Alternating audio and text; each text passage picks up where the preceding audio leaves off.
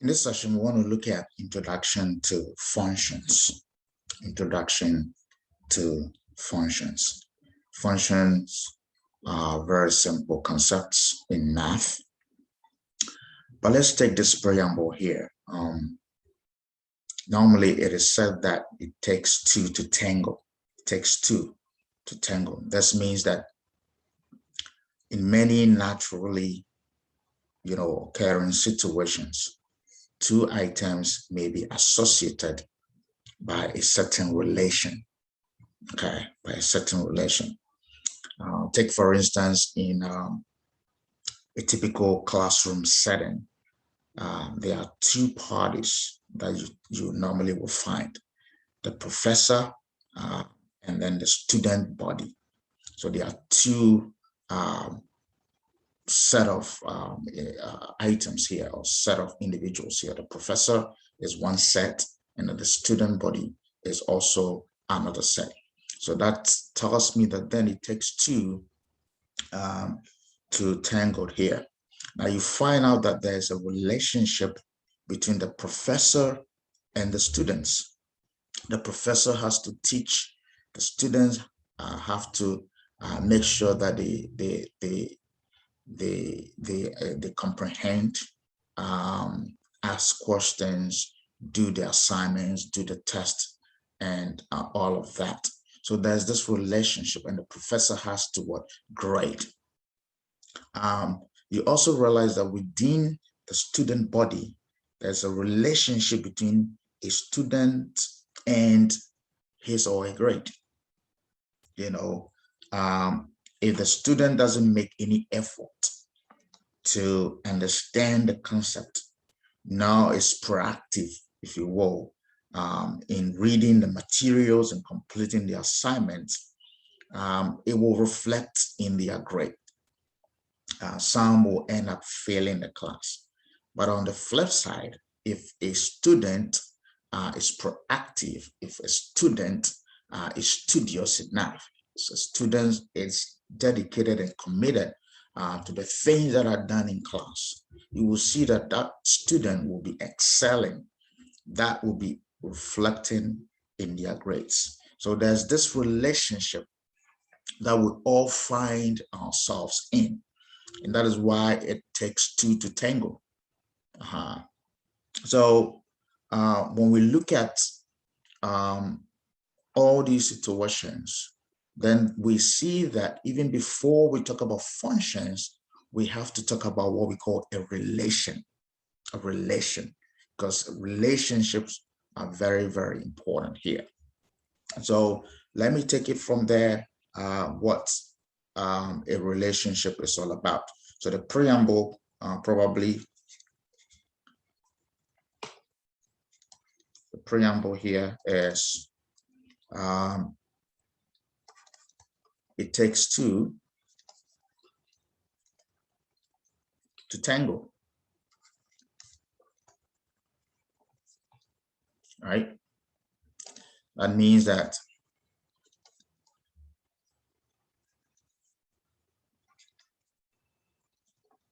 naturally,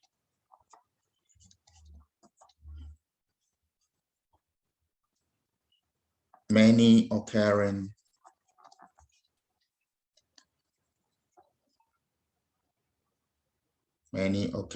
situations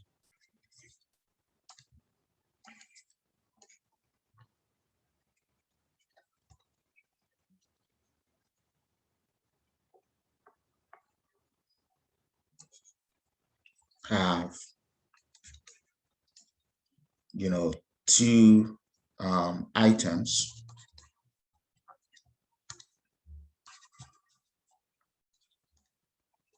associating with one another.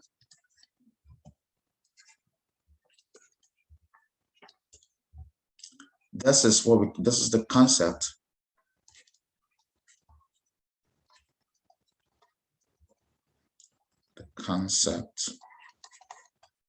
of what we call relation.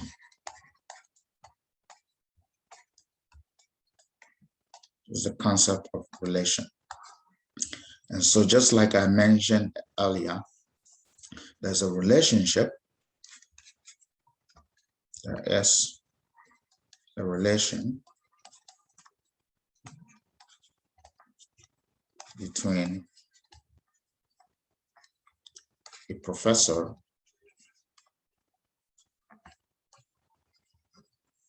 and the student body. Right? There's also a relationship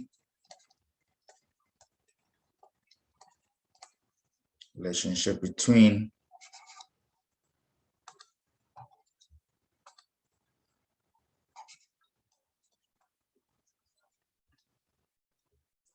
a student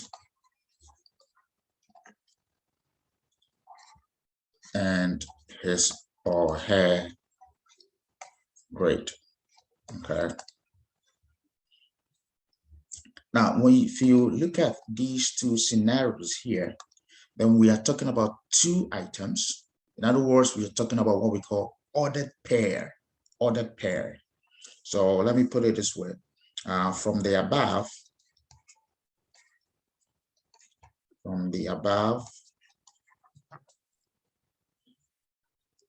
examples,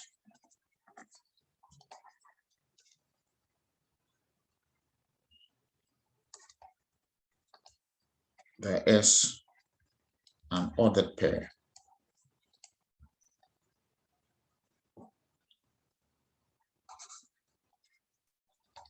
Created here. Okay. That is, we see that there is a relationship between the professor and students. Right? That's an ordered pair there, right there. And there's also a relationship between a student and his or her grade. So that also forms an ordered pair. You can think about other examples like height and weight.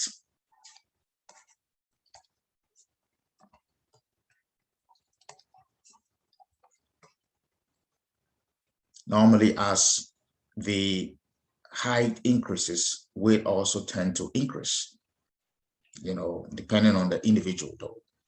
But there's always a relationship between the height of an individual and their weight.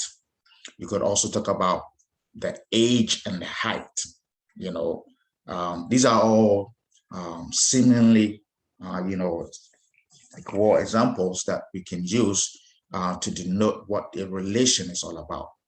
Okay, so let's put it this way, as in what a relation is actually is.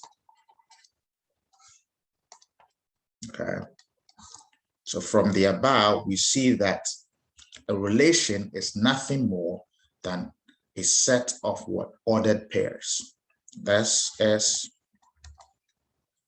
a set of ordered pairs.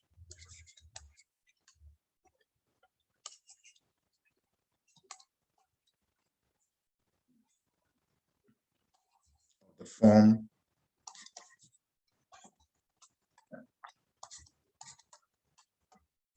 X, Y is an ordered pair. Now, the first component, which is the X, the first component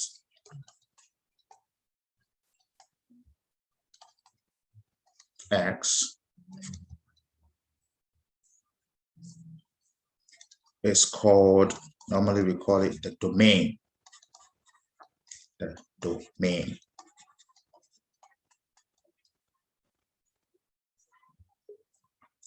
Or sometimes we call the input.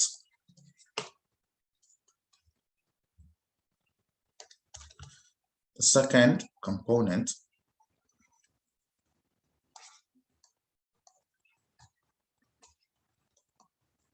which is the y, is called the range, or better known as the output.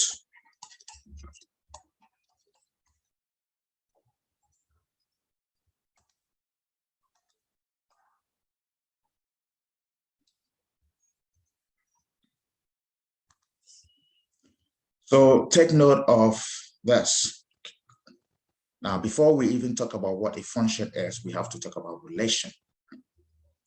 So there's always a relationship. We're talking about two sets here, where we have what we call an ordered pair. So these two sets have elements in them, and these two sets, elements of these two sets are what related. In other words, they map up. Okay, the first component is we denote by X, if you will. This is said to be the input, or generally known as the domain. The second component is also called the output, so that there's always an input and an output, better still known as the domain and the range. Now let's take, for instance, this table here. So let's say consider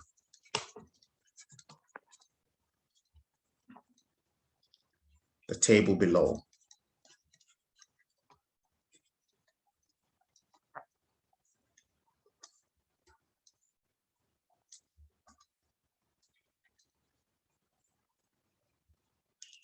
And that shows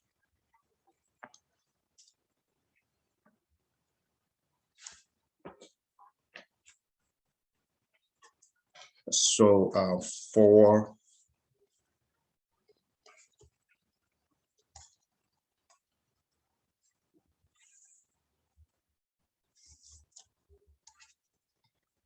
areas of study in a college.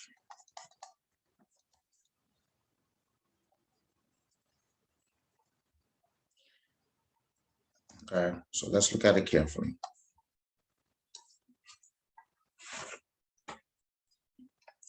So let me form this table here. It's a typical table.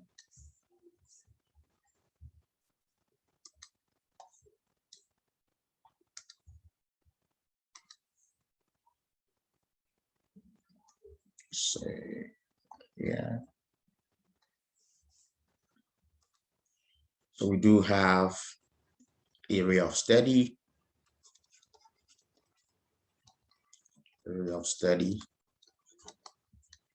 and then we have the number of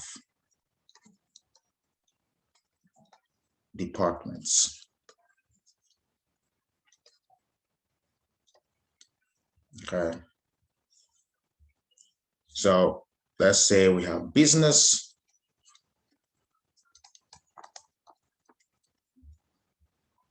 we have cannabis,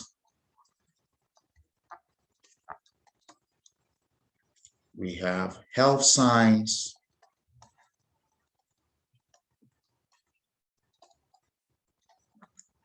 and we have, let's say, STEM.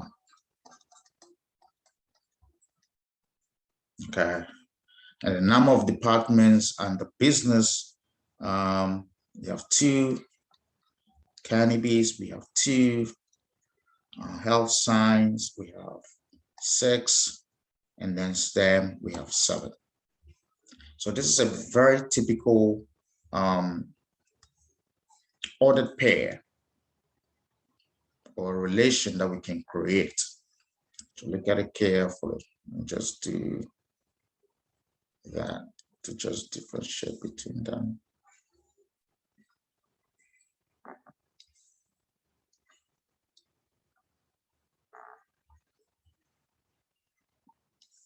Say this is your table. Okay. Now you will see that it is very clear that we can get ordered pair out of this. What that means is that we can put it in this form here, where I'll have my relation is basically something like that. I have my business and the number of departments. I can have my cannabis and then number of departments, and then I'll have my health science,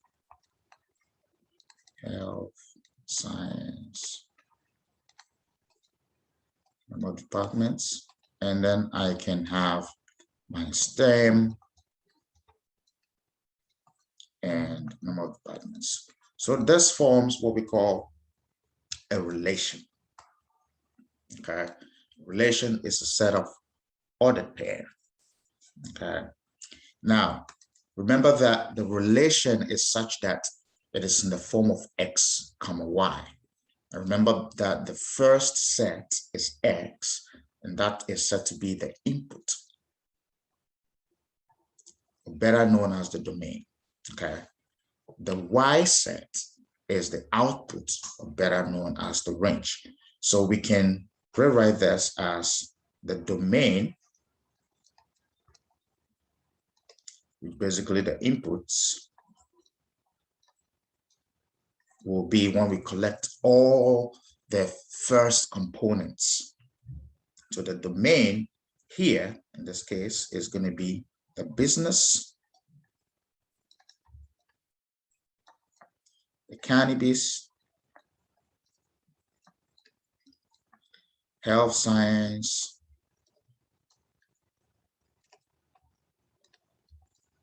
and then STEM. That will be your domain. The range is the second component. Range, or better known as the outputs, will be 2, 2, 6, and 7. So if you have a table and they're asking you to find the domain, the range, you should be able to know exactly what they are asking you for. Better still, you should know what the inputs are, what the outputs are, and you list all of them together. And that will be it. So that is what a relation is all about. Okay, that is what a relation is all about. If I should give you one example here, okay, a relation S is given below. Find the domain and the range. That should be very easy. So S is equal to -2, 1, -3, 4, 5, 3, 2, 4. So this is the relation here. To note that when we're talking about the domain, it's always the first component. So you list all of the first items.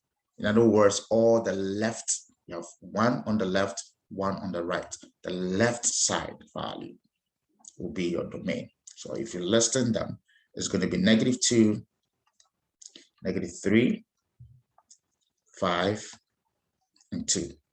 Not in any particular order. But if you want to rearrange, you can still do that.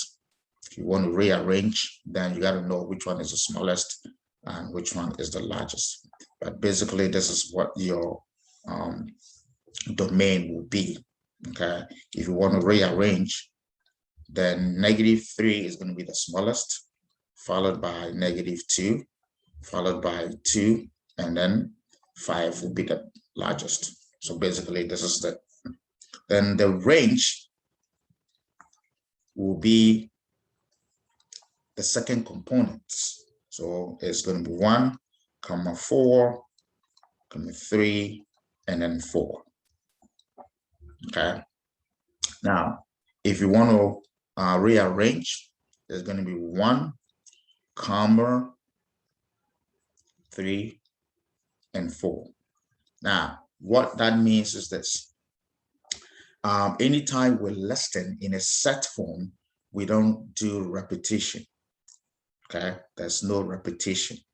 Okay, so you see 4 here and 4 here. If I'm to list it well as in a set form, then it will be 1, 3, and 4.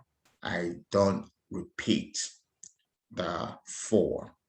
But again, this here and that here will be a similar thing as in what range would be.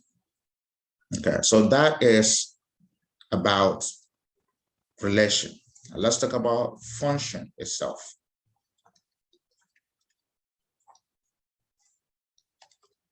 Now, a function is a special kind of relation. This is a special kind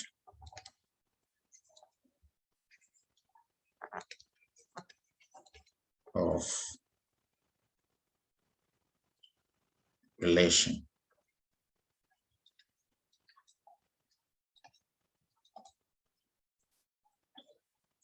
Okay, so now you should know that when we talk about function, it has to go back to what? A relation. In this world, we are all related to something. Okay, and so this is where a function comes in. It's a special kind. If anything is special, there's this thing that makes it that special. So we want to find out what makes a function a special kind of a relation. Okay, so a function is a relation. It is special because a function is a relation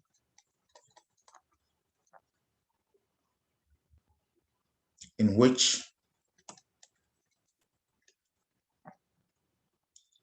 for every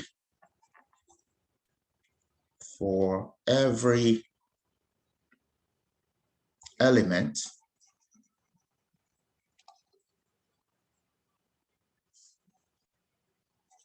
in the domain, basically the input,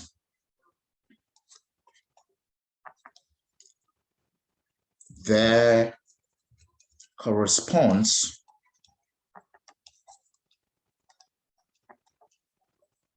exactly one element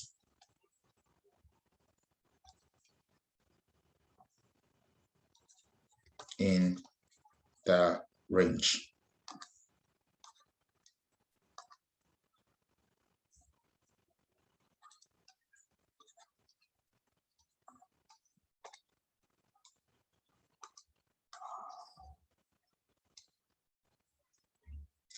What that means is this, that so let's put it this way, that is for a relation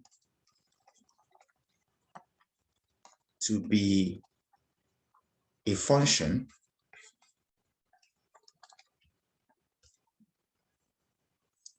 so take note of this, no two ordered pair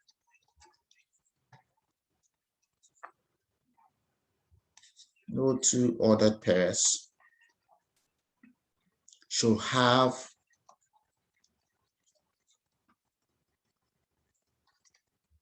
the same first components or first elements.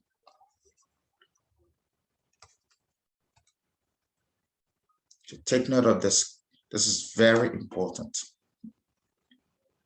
Very important. No two. In other words, there should not be a repetition for your input values. There should not be a repetition. Better still, the domain should not repeat itself.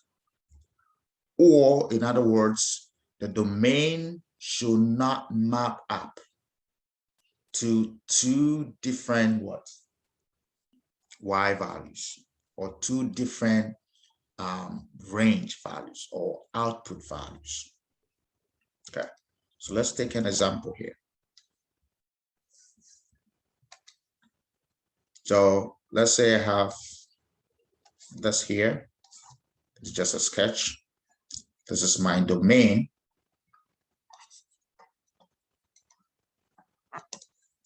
And this is my range. Remember that the domain is made up of what? Your inputs. So let's say this is x sub 1, x sub 2, x sub 3. And that is y sub 1, y sub 2, y sub 3. Okay. So long as I have something like that,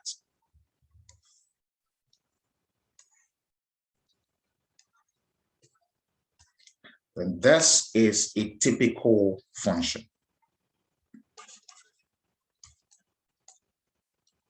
This is a typical function. It is a relation and a function. And the function is because every element here has one element in a range. Every element in the domain maps to only one element in a range. Okay. So that is why it is said to be a function. But if I have the scenario here where let's say this is x1, x2, x3, y1, y2, y3, right? So y2. And you see that this x1 maps to this, and it also maps to that. This x2 goes here, and x3 also goes there, right? Now, this will not be a function, not a function. So this is a relation, but it is not a function. And this is because this x here, this x sub 1, goes to two different y values. This is something that we don't want to find.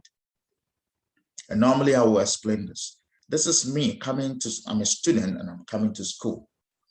There's no way me being a student can come to school with two different cars at the same time. It's not going to be possible. This is me, student. I come to school, but I realize that I come to school with what, two different cars. How possible would that be? But this part here is always true. This is one student, this is another student. They came to school with the same car, or better still, they have the same cars. It could be a Mercedes, C-Class, whatever, 250, the same color, the same model, the same year, everything loaded the same way. So we could be different, yet have what? The same item. But you can be one person coming to school with two different cars at the same time. See, so that is why it says that no two ordered pairs should have the same first components. In other words, if that first component is related to two different items in the range, it's not going to be a function. So please take note of that. It has to be what is above here. Every distinct value in your domain should have a distinct value in the range. Okay, so this is a typical example, but let's look at if we are given numbers. Let's go to the next page. So let's do this example.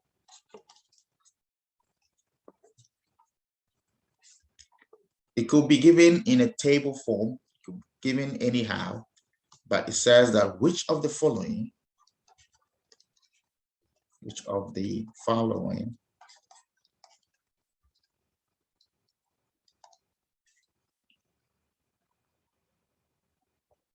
relations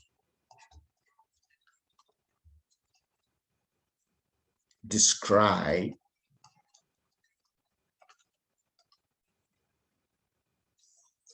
y as a function of x. So we have two different tables here. Let me try and get the tables.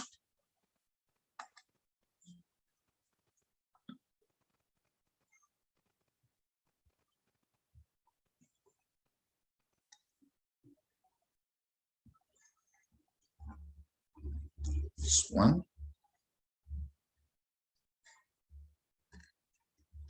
This is the other. We have x here, y there, x there, y there. And over here, this is -2, -1, 1, and 3. This is 1 here, 0 here, 3 here, and 5. The other table has -2, 1, 1, 3, 1, -1, and 3, 2. So look at it carefully. Let's look at how we can solve this.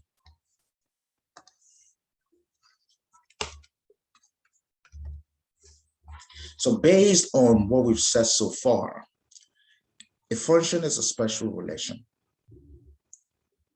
And it's special because if a relation is going to be a function, then every element in the domain has to map up to one and only one element in the range. Or every element under X should map up to only one element in Y. There should not be a case where two ordered pairs have the same first elements. Okay, so let's look at the first one. So let's look at it. Let me name this as 1, and let me name this as 2, right? So look at the first one. So from table 1, we see that every element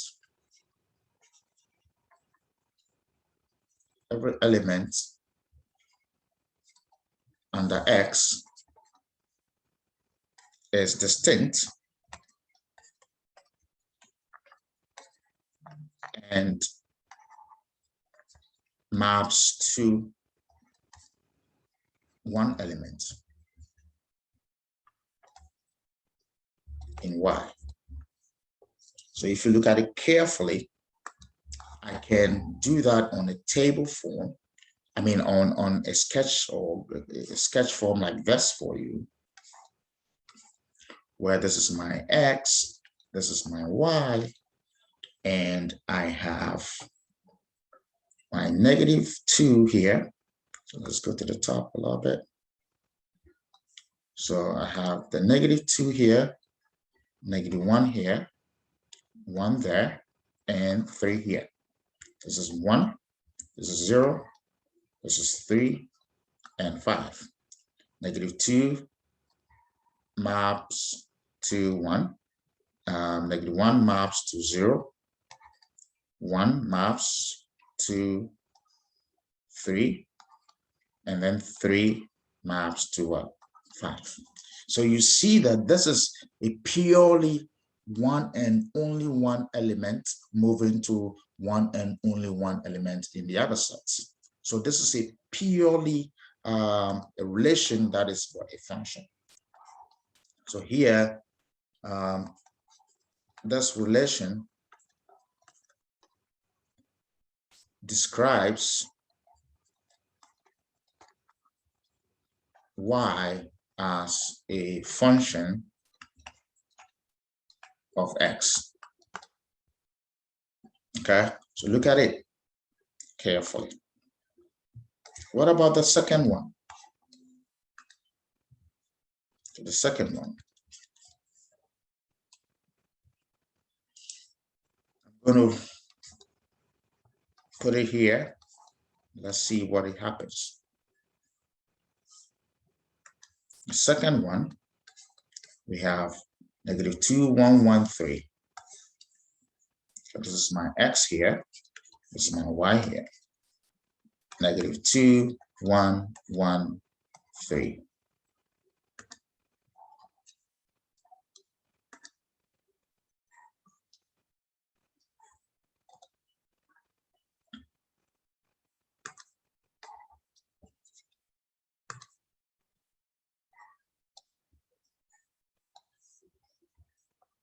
And then I have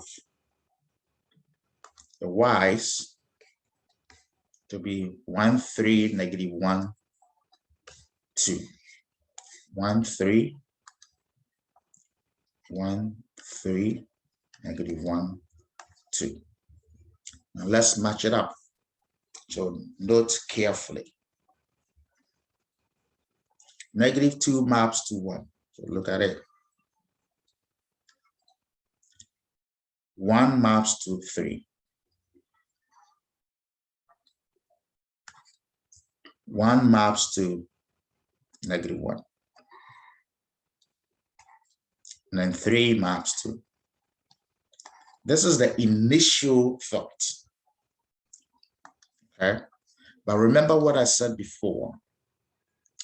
In a typical set, there's no repetition. There's no repetition. So this is how it looks like. But because for a typical set, there's no repetition, come here when there is no repetition. And there is no repetition. We will have this. It will be -2, 1, and 3.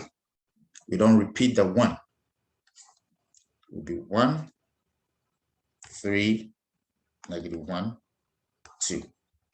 Okay, so we don't repeat. Remember that in a typical set, we don't repeat items. So you see that in this set here, we have -1, we have 1, we have 1, and we have 3. We are not repeating the 1, so it just becomes 1. And this is very, very key, especially when you're dealing with the domain, when you're dealing with the inputs. Remember that the inputs should not repeat. The output can do so.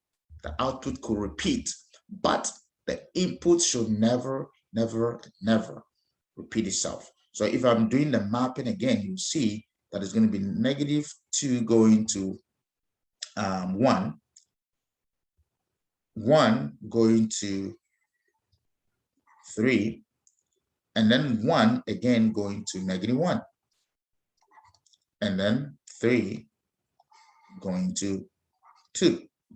Okay, so look at this one here, look at this one here, and look at that one here. These two are the same, except that in the second case, we didn't repeat. And so if we are still mapping, you see what is happening here. The one is mapping to what? Two different elements in what? Range. So this is the domain, and this is the range. Okay. Now here, because there is a repetition, this is not going to be a function. So look at it carefully. Here, when x equal 1, there are two possible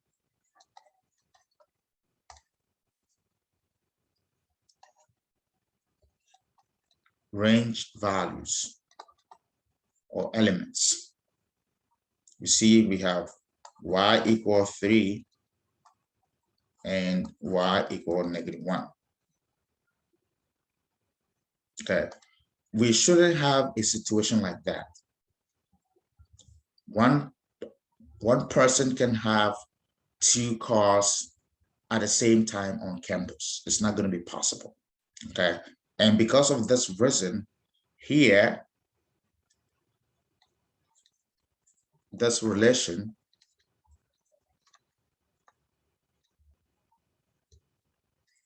does not define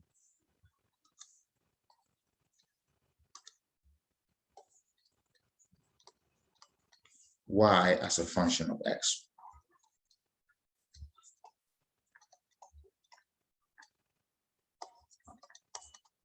Okay, so the two tables that were given, this one here and this one here serves as a function, but that does not serve as a function because there's a repetition in the x values.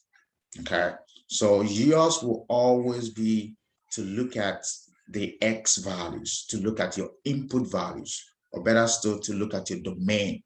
The moment you see that there's a repetition in your domain, there's a repetition in your input, it tells you that that relation is not a function. That relation is not a function. Okay. So let me put it here as a side note for you. Note.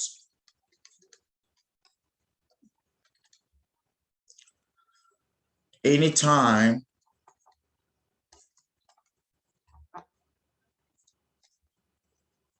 there is a repetition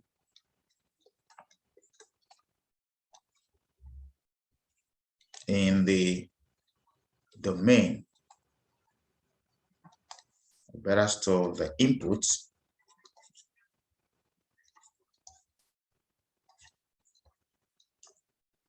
that relation does not define a function.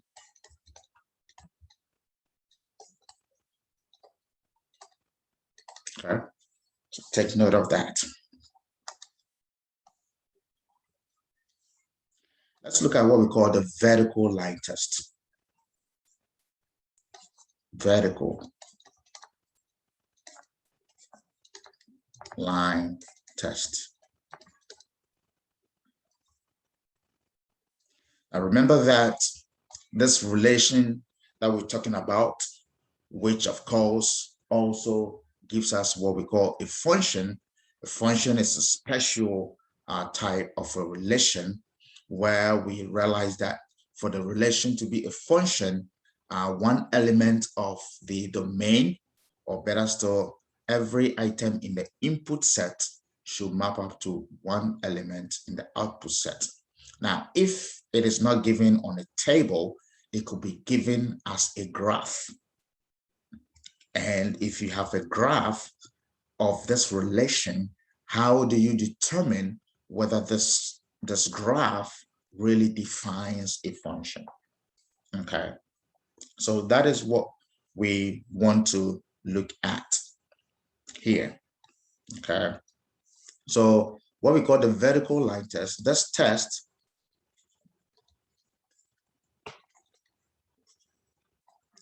helps us to determine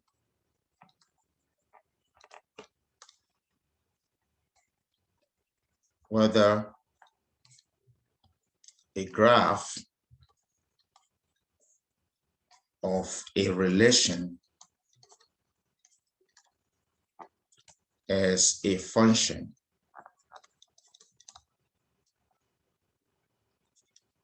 or not a function. Okay, that is what the vertical line test does. So the test says that, let's look at what the test says. The graph of a relation,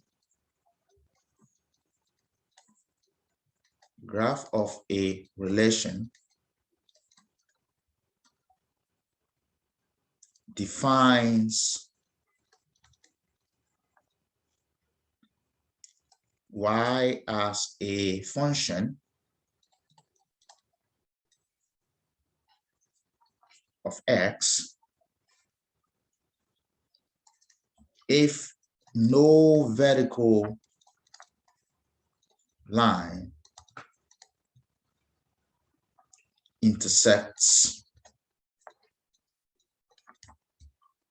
the graph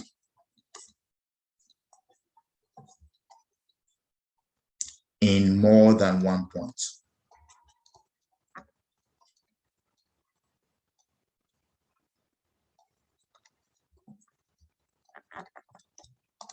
That is what a test says. So it is very easy. Remember that the relation could be given on a table where the elements of the domain map to what the elements of the range, or where the set X map what the elements of the set X map to what the elements of the set Y. If not, it could be given on a graph. Remember that a graph is basically the XY plane, the rectangular coordinate system. And so on a graph, you should be able to get the same idea there. And the fact is this, that if a relation is a function only if we have one element of the domain mapping to only one element in the range. Okay, and so that is exactly what the test is saying. It says the graph of a relation defines y as a function of x if no vertical line intersects the graph in more than one point. In other words, if you have the graph of the relation, just draw a vertical line through it. And if it intersects the graph at one point, it tells you that that relation actually defines a function. That is what it means. Okay, so a vertical line through any graph, if that line touches it, intersects it, or meets it at one point, it tells you that that is actually a function. So let's look at typical situations here. Look at example. Determine whether the following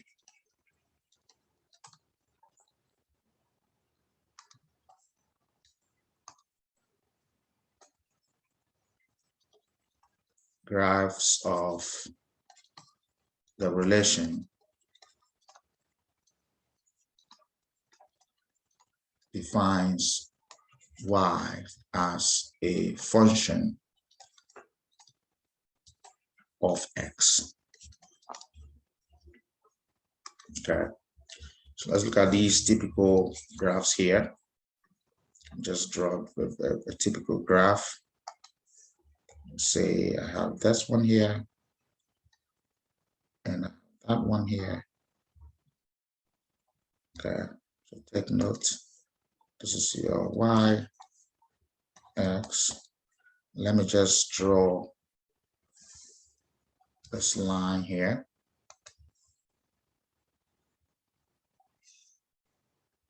So look at it carefully.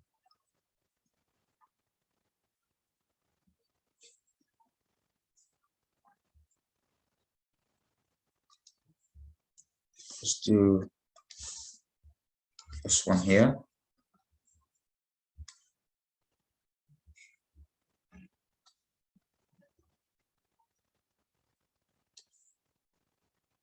You have this graph. Not drawing perfectly. Say this graph here.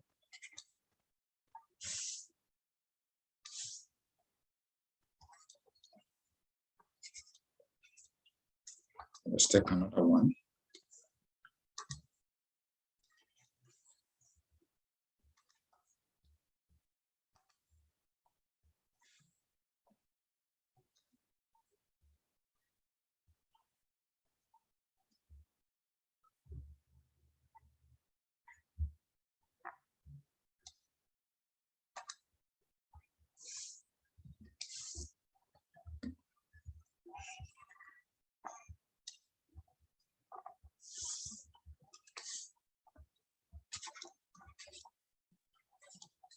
So look at it, these ones here. Look at the first one. These are the graphs, and they represent what? Some relation, which we don't know yet. But so long as they are graphs, they tell us that, of course, they are coming from what? Some x value and a y value. And then, or better still, a set of x values and y values. And together they form some set of points. They are joined, and these graphs are coming from them. Okay, so are these graphs actually functions? So this is where we have to use what we call the vertical line test. So the vertical line test says that we should draw a vertical line through. Okay, should draw a vertical line through them. So here we go. Okay, so we see that it touches at this point. If I draw a vertical line through, and the vertical line could be drawn anywhere on the left side of the graph or the right side of the graph. Now, if I do this on the left side, this is a vertical line. Now, I realize that it touches it at this point here. For this one here, if I do it to the right, so look at it. Here, it will touch it here, there, and then we'll also touch it there. Okay, so there are 2 points that are being what? Intercepted here. So look at it carefully. So here only one, here only one, but there I have 2. 2 violates the test. The test says that the graph of a relation defines y as a function of x if no vertical line intersects the graph in more than 1 point. In more than 1 point. So this is not more than 1 point. This is 1. This is 1, but this is 2. So that should tell me that here we can conclude that graphs 1 and 2 define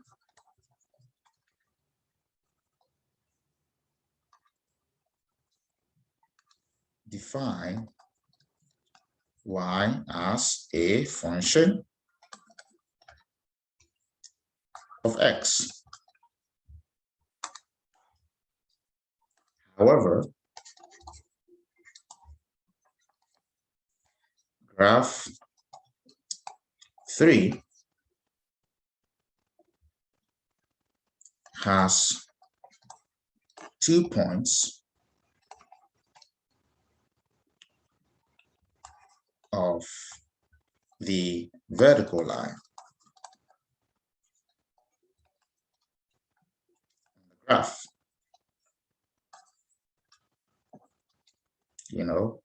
and that violates the test. And so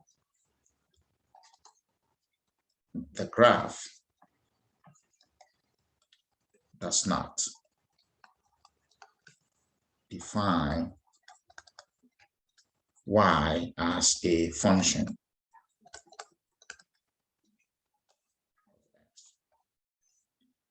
Okay, so take note of it carefully. So this is not a function, not a function.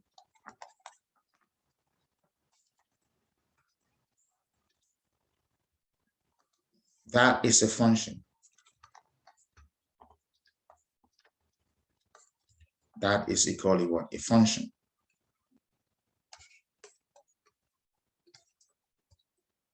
Okay. So take note of all of that. This is what the vertical line test does. I hope you are getting the concept here.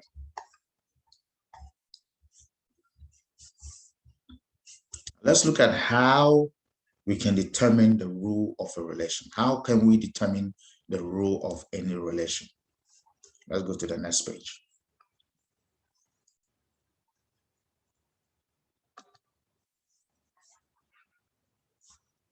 Let's put it this way: how to determine the rule of a relation.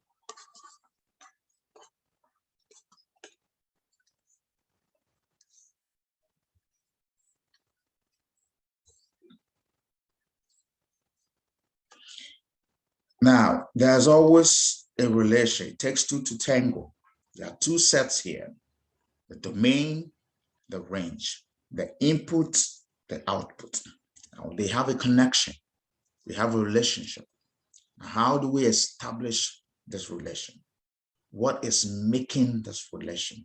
That is the rule that we're talking about. Okay, so how do we determine this rule that is associating these two sets? Maybe set Y and set X, or set X and set Y, domain and the range. What is that rule? What is a connection? Okay, how do we establish that? Okay, remember that the relationship could be given on the table, it could be given on a graph. So you have to take note. So basically, the rule is an equation that describes the association. So let's put it this way: the rule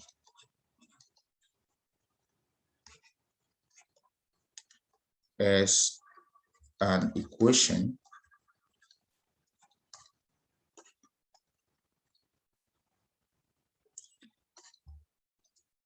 that describes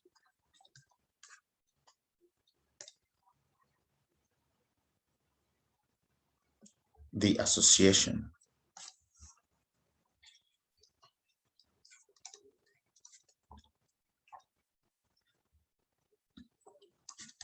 between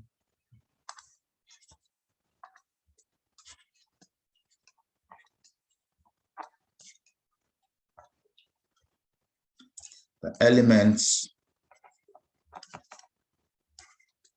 of the domain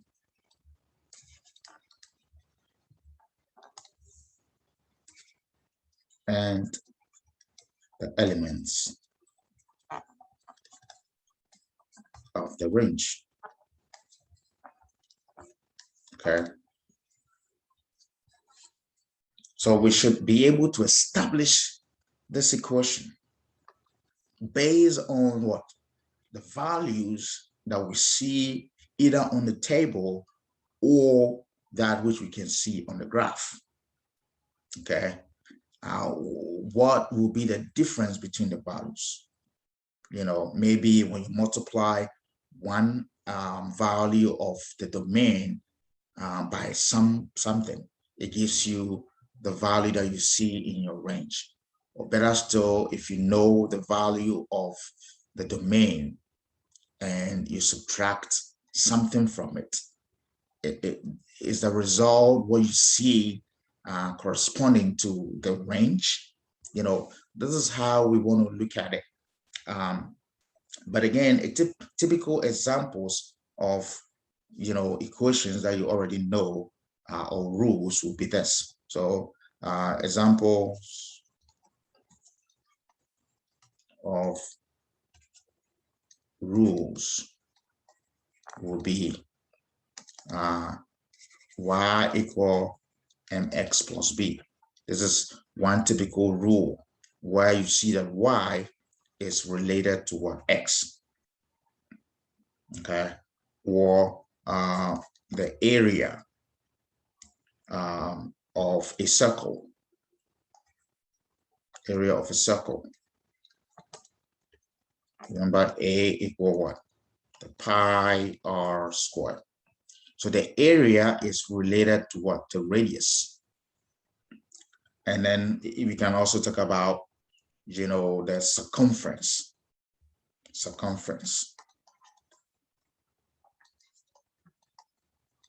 Circumference of the circle, mostly C, is 2 pi r.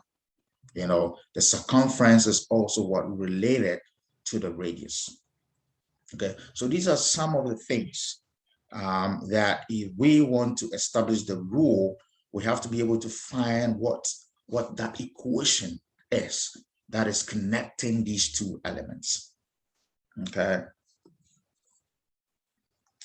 On a graph, because of the nature of the graph, it will take an absolute or careful examination of how the numbers differ, on the table, and of course on the graph.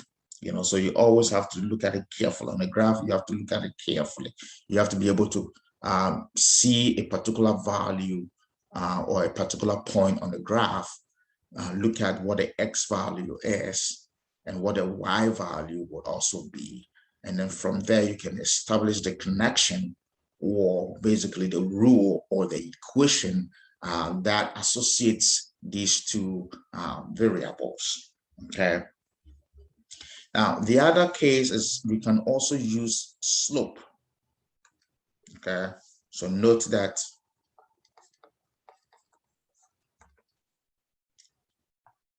we can also use the concept of slope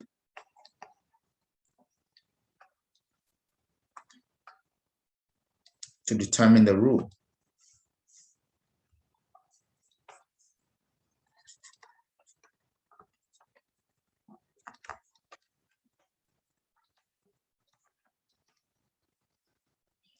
All that you do is take two ordered pairs. Take two ordered pairs.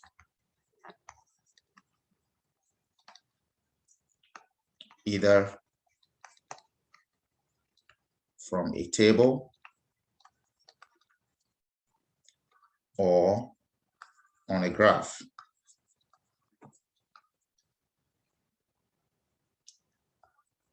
And find the slope.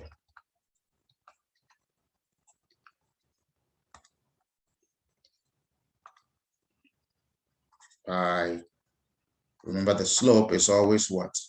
We'd normally use m, y2 minus y1 over x2 minus x1. Use this one here to determine your slope. And then what you do, once you get your slope, choose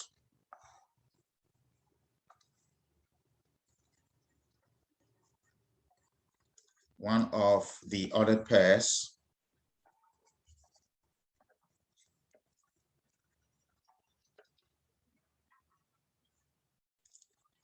and substitute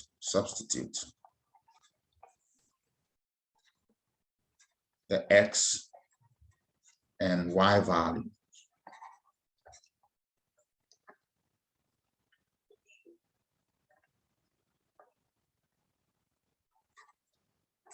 to determine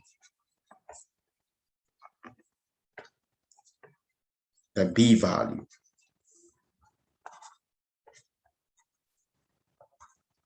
In a typical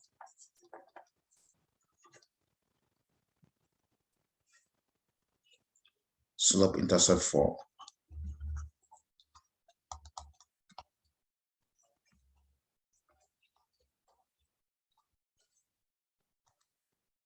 A typical slope-intercept form, y equal mx plus b. Okay, so remember that you need to form two other pairs, or better still, be able to identify two other pairs. Use this formula here to find your slope. Now put it in the slope-intercept form like that. Choose one of the other pairs. Replace the X with the X value of the other pair, the Y value. You should be able to come out with a B value, knowing what your M is from here. And then once you do that, you should be able to establish the equation. Once you establish the equation, any unknown item, you should be able to use the equation to find them. Okay, so let's do a couple of examples that you would find in your homework assignment.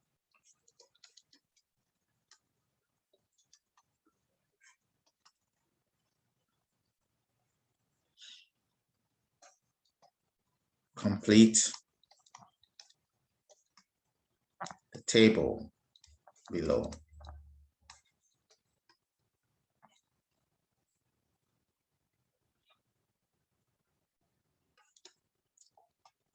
For the input is n,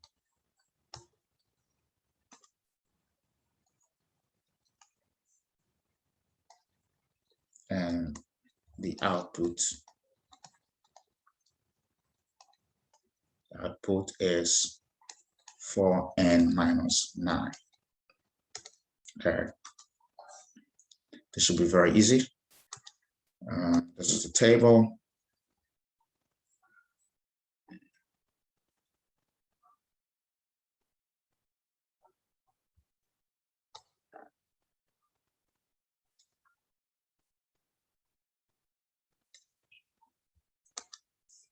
This is the n, and this is 4n minus 9. Okay, this is 2 here, this is 3 there, and that is 4 here. Okay, so this is the question. We have to complete it.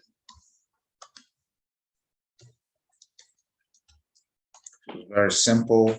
Note that the n there is your input, and 4n minus 9 there is your output.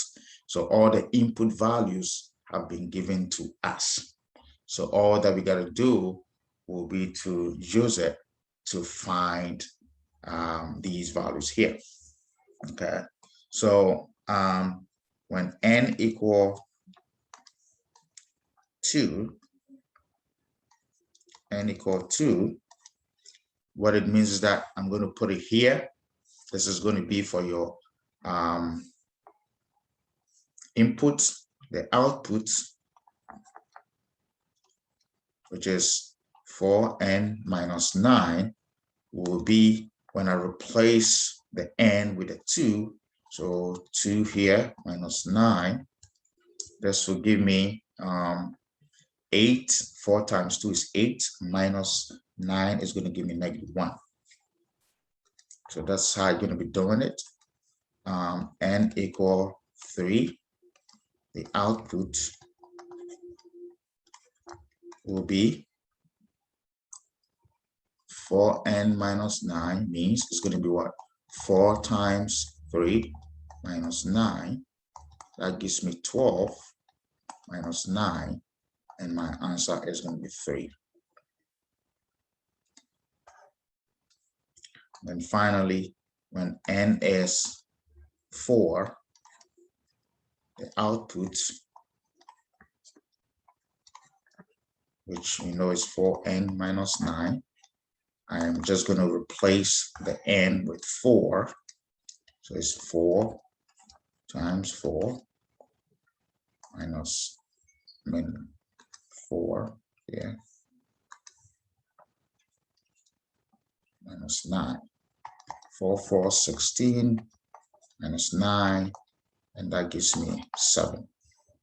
So from here, I should be able to complete the table as in this form.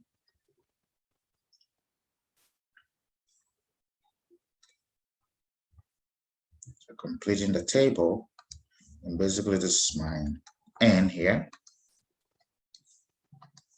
This is my n here. This is 4n minus 9.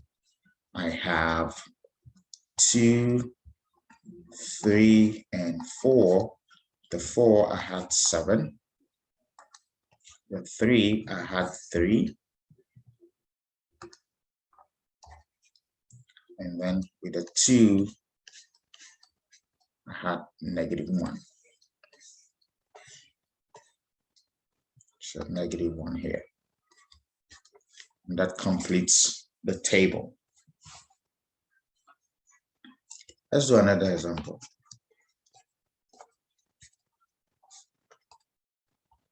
Says, given that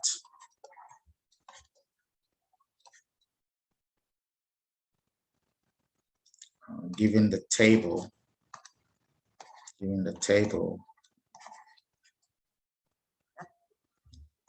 find the value of n.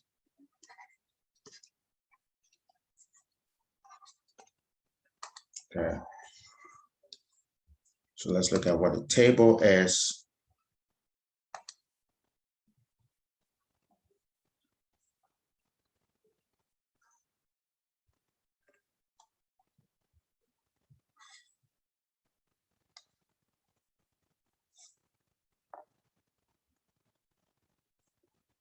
So I have -1, -6, 0, -5, 1, -4, 2, -3, 3, and n. This is what I'm trying to find. And then 4, -1. This is your input,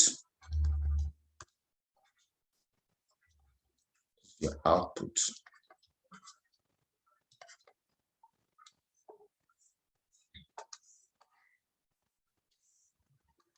So how do we find n? So this calls for a careful examination of the values. So look at your input values, like the 1, 0, 1, 2, 3, 4. And then look at your output values. -6, -5, -4, -3, and -1. Now, if you look at it carefully, you will see something. You see a pattern here. There's a pattern here that you can see. Okay, from -1, I go to 0, to 1, to 2, to 3, to 4. And then I start from -6, I get to -5, I get to -4, I get to -3. And so definitely it sounds as if then this n should get to what, -2, and then that should get to what, -1. Okay, but maybe you can see it this way. So you want to look at it in terms of, say, maybe finding a particular rule, a particular equation. Okay, or better still, if you know of any other way to figure this out, that is equally fine. But again, you have to look at these numbers carefully. There should always be a pattern there that should help you to establish what the rule is, such that if there's anything missing, you should be able to use that rule to determine that missing piece there. Okay.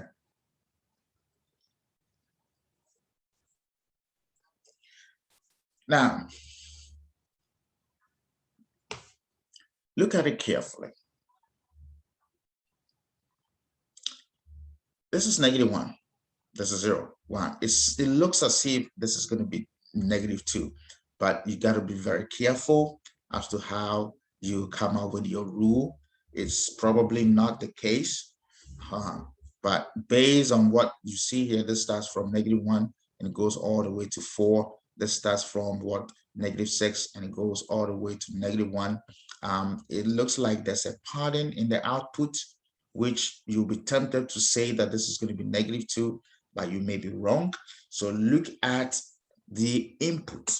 What is the input actually doing to get the output? Or better still, what is the effect of the input on the output? So look at it carefully. I started with -1, and I'm getting what, -6. How did I get that? So let's say if I let n equal the input,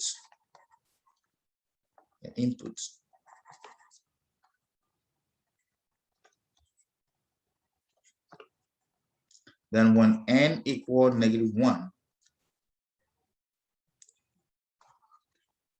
what is the output?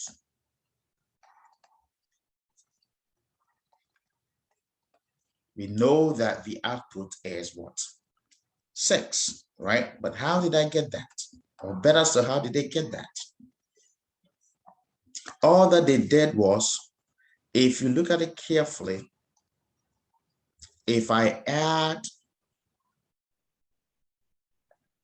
or better still, if I subtract -5 from -1, I'm going to get -6. So look at it carefully. So what is that? So you see that n equal -1 minus 5 will give me -6. N equals 0 minus 5 equal -5. This is what I'm getting, the -5 here. So look at it carefully.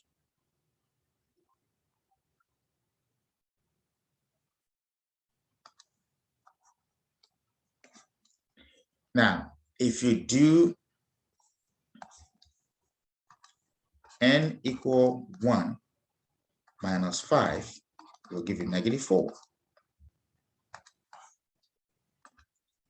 N equal, what is the next value? 2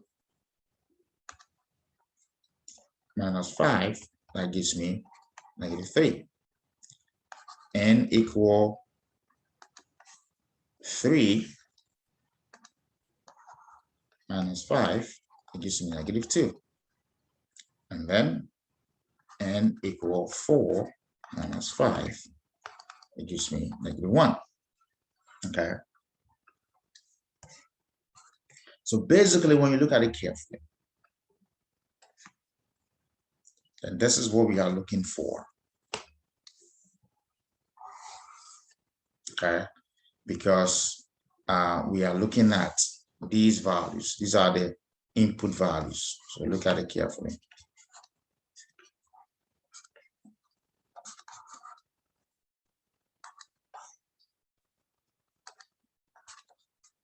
Okay. So if we subtract 5 from our input values, we are getting these output values, which we find on the table. Okay. So it is very, very clear that then you can conclude that then the n is actually what? -2. So look at it carefully. The n is actually -2. But what if we cannot figure it out? What if we can see the pattern? Okay, this is where we have to use the slope. should be able to use the slope. So I'm going to try to use the slope idea. Let's go to the next page and use the slope idea. So alternatively,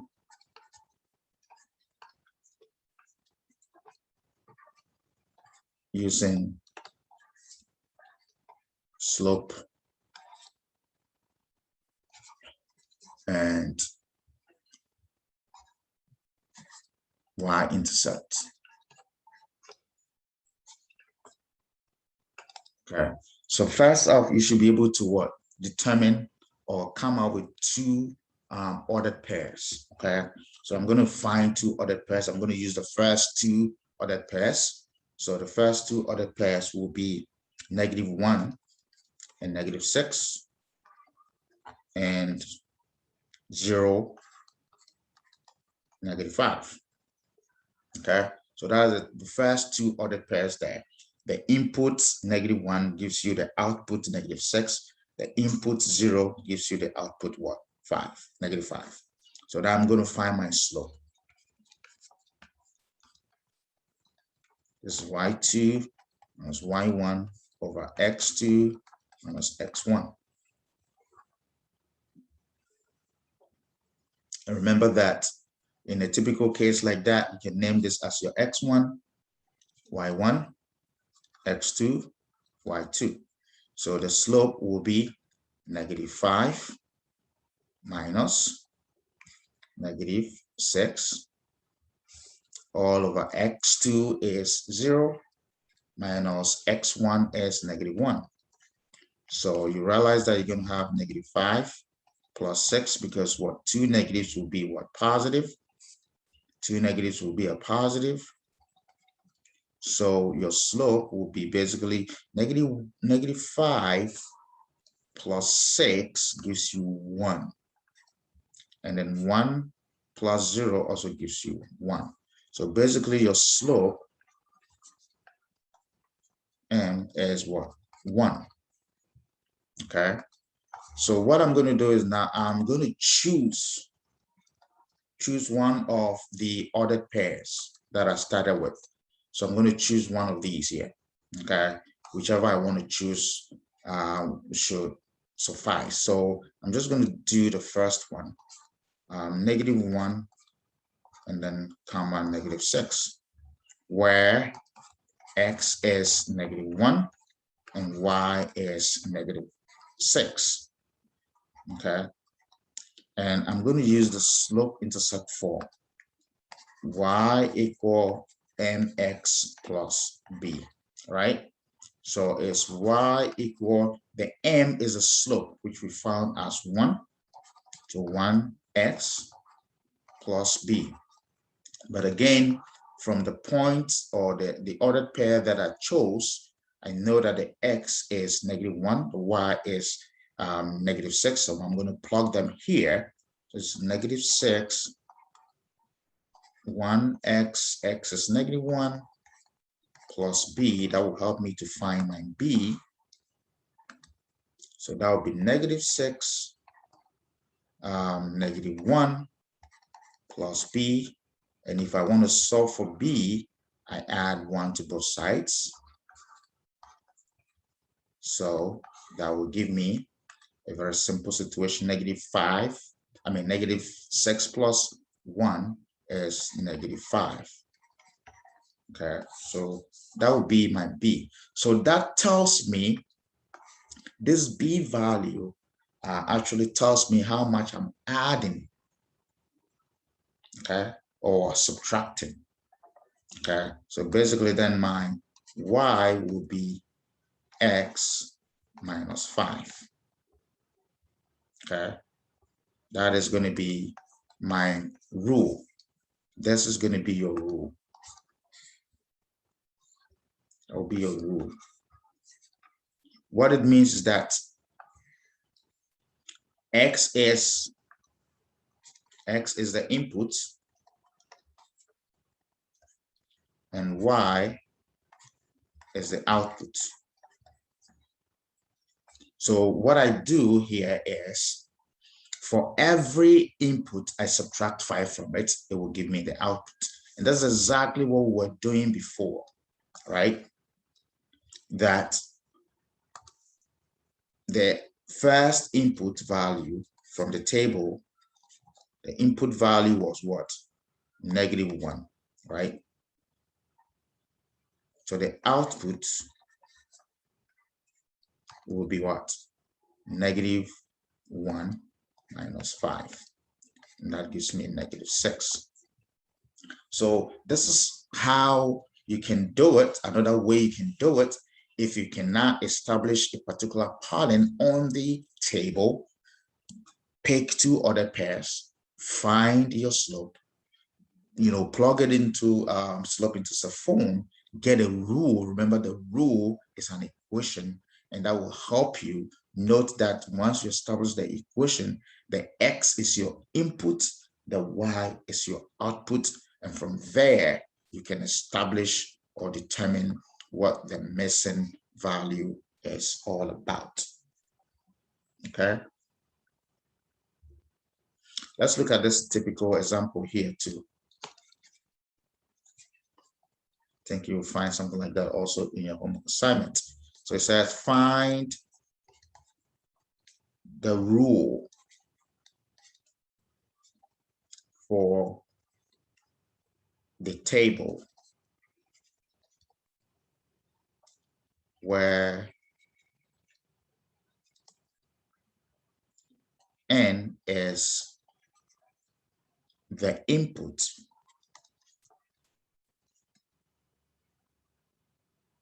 where n is the input.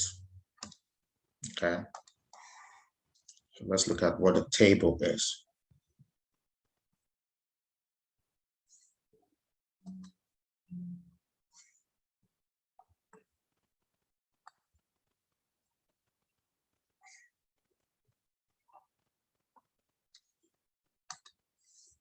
So this is the input.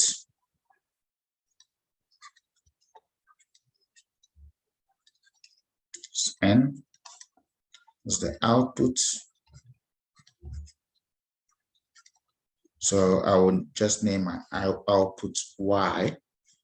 This is 0 here, 1, 2, 3, 4, 5. This is -8, 1, 10, 19, 28, and 37.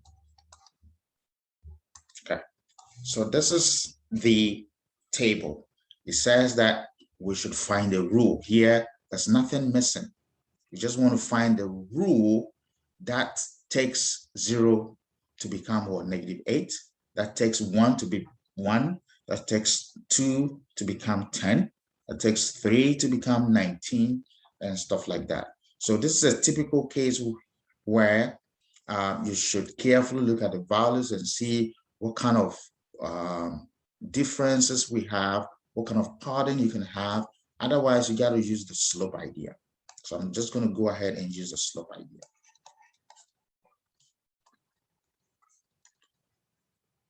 And remember that with the slope idea, you take two ordered pairs. So I'm going to pick two ordered pairs. Okay. And the first one will be 0, -8. And I'm going to pick the second one, 1 and 1. You can pick anything that you want. These are the ordered pairs. Okay. So once I pick that, I know that this is going to be my x1. It's going to be my y1. This is going to be my x2. That will be my y2. And I'm finding the slope. Slope is m equal y2 minus y1 over x2 over x1. So y2 is 1 minus y1 is -8.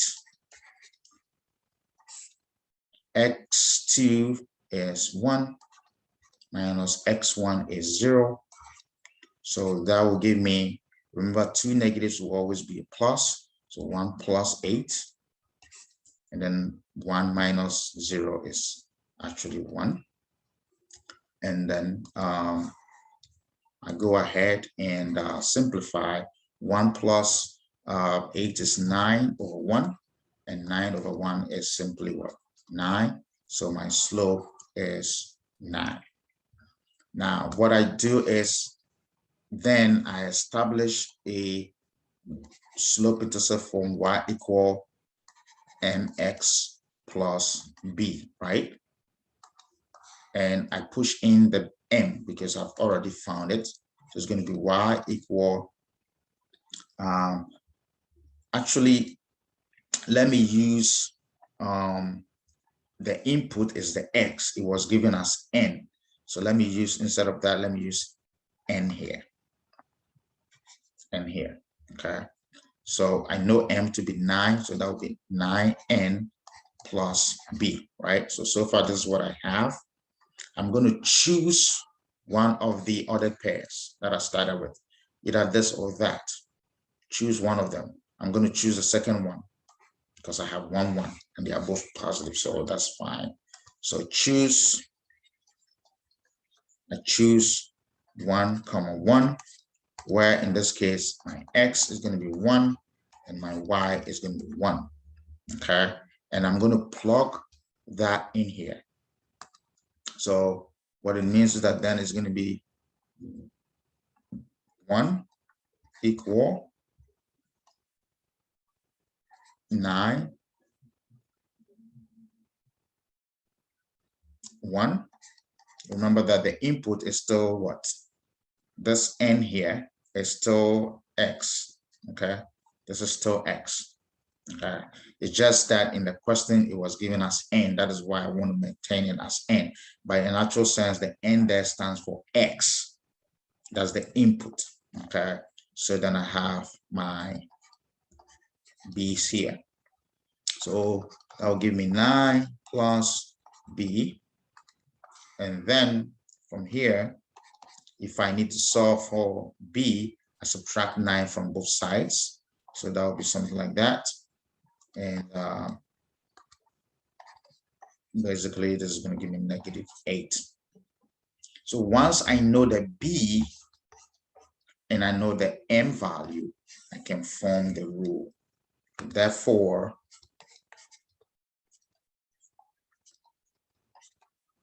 the rule is y equal, the m there is 9, so 9n minus the b is what? 8. Minus 8. It's -8. So that would be the rule for that table. Okay. If I go up, that is the rule for this table here.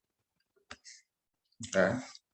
So for instance, if we want to check to see if 5 gives me 37, then what I got to do is I come back here.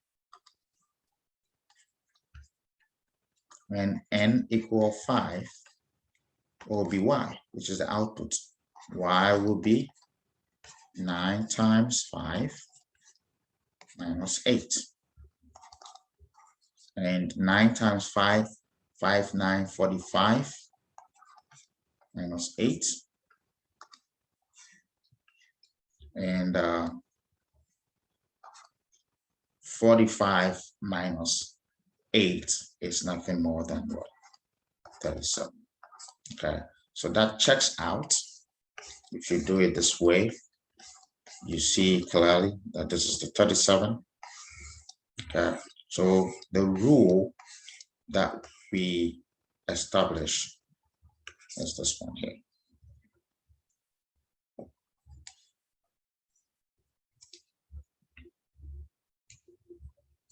Hope this helps you out.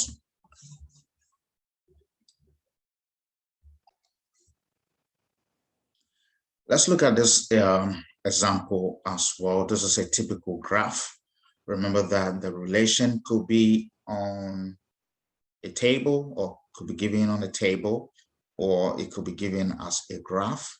So this is a graph of a relation. This relation is named f of x. This is how we read it, f of x.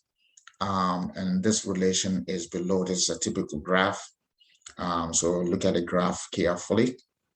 The question is asking you to find f of -2. And then here it says that if f of x equal 8, find x. Now, remember that the relation is made up of what we call the domain and the range.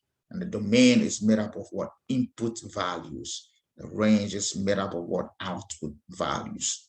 Now, on the graph, that is exactly what it is. You should have some x values mapping towards some y values. They create points, and that is why we are able to graph some of these relations. Okay, so just by looking at this graph here, the question says that we should find first of f of -2. Okay, what does it mean to find f of -2? Now you realize that whatever is placed in this parenthesis stands for x. Okay, basically when you look at the graph, it says that the graph of a relation f of x. So whatever is here is the x. Whatever is here is the input, or whatever is here is your domain. Okay, so what it's saying is, if I'm given x equal -2 by way of this function or by way of this relation, what is my y value? Okay, so basically that's what it's asking you. Okay, we have to find this. So let me put it this way. This means find y when x is -2. That's what it's asking for. So on the graph, if we are looking for f of -2, what I'm going to do is that I'm going to go to the graph, and then I'm going to locate x. This is the x line. This is my -2. So I project it up to touch the graph. And whatever y value I can read there is going to give me the answer. So this is a -2 for the x. I go up to touch the graph. And once I touch the graph, I move to my right. Whatever the y value is that I can read, that is going to give me my answer. So here you see that when you move from -2 to touch the graph and you go to your right hand side, the immediate value that you see there is 6. So that tells you that then f of -2 is actually what? 6. Okay. Let's look at the second one. All the time, this is what you want to do on a graph. The second one says that f of x equal 8. What does it mean? What does it mean? Here, what it's saying is that, what it means, this means that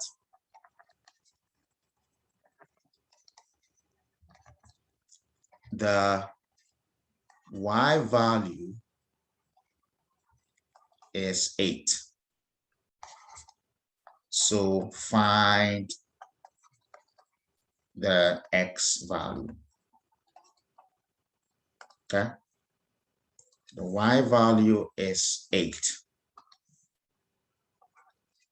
So find the x value. That's all that this means. Okay.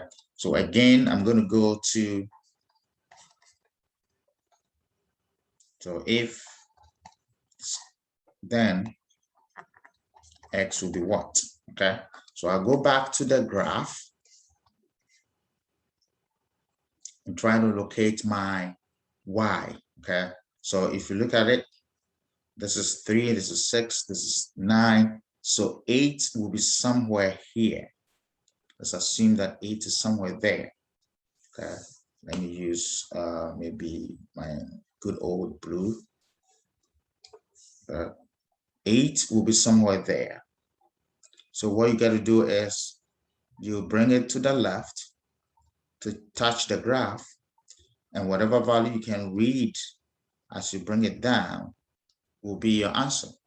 So here I'm assuming that it is around negative 3.8. Okay, so here is around negative 3.8. But what if the question says f of 9?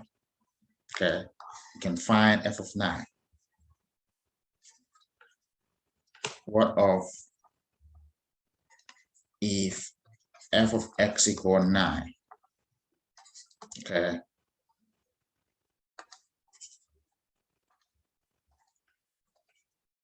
What is x? Okay. So basically, if that is the case,